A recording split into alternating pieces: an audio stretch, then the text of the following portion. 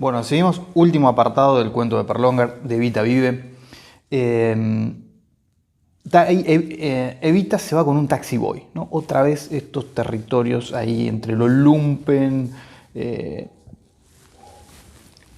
sexo, un taxi boy que después le roba unas joyas, el delito. Acá aparece el delito más allá del consumo de drogas, que puede ser considerado un delito en sí mismo. Acá el delito, el robo, ¿no? Aparece. Entonces, habla del depto de Diamonte. Otra vez, yo para pensar en términos de a dónde se producen estas apariciones, tienen una importancia política que podríamos leer en algún sentido. Es el microcentro, es aquella misma zona de Reconquista. Más adelante dice el snack de Independencia y Entre Ríos, ¿no? Congreso, Montserrat. Estamos en el centro de la capital federal. Un territorio que tiene su carga política para el peronismo. Porque desde ahí se producen determinadas tensiones, ¿no? El peronismo justamente no se produce del centro hacia los márgenes, ¿no? Sino parecería que más bien todo lo contrario.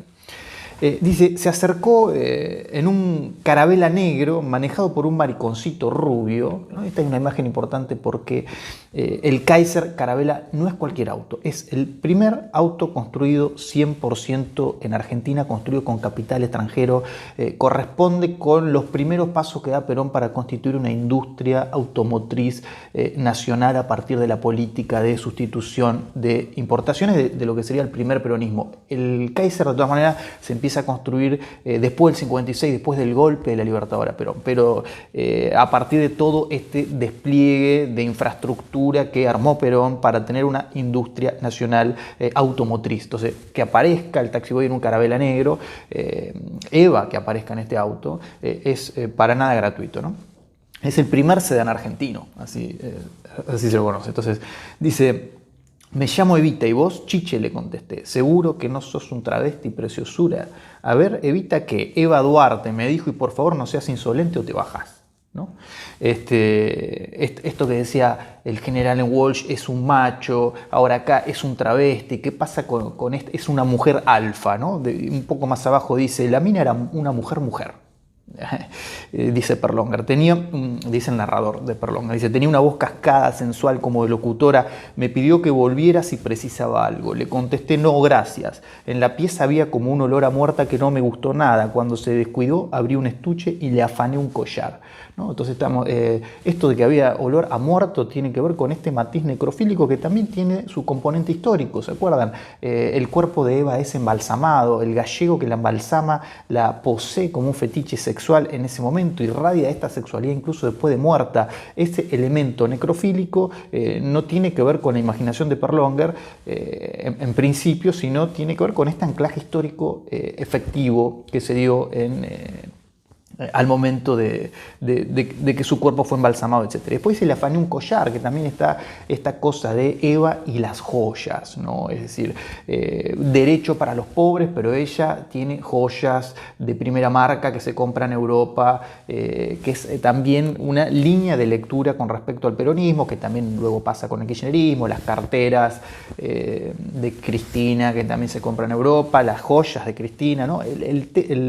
Los elementos de este collar, de estas joyas, también están anclados en determinado imaginario, ¿no? El chorizo le afana unas joyas a Eva.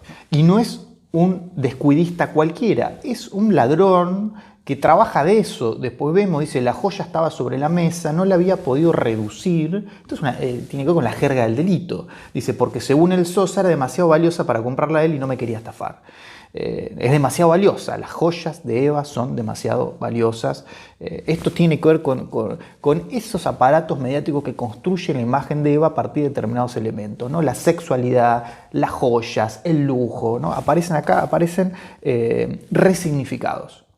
Entonces aparecen elementos del peronismo, como aquellos que veíamos del peronismo clásico, que tiene que ver con Eva dándole una bicicleta a un pobre, pero también del antiperonismo. Eva usa joyas caras, Eva es una prostituta.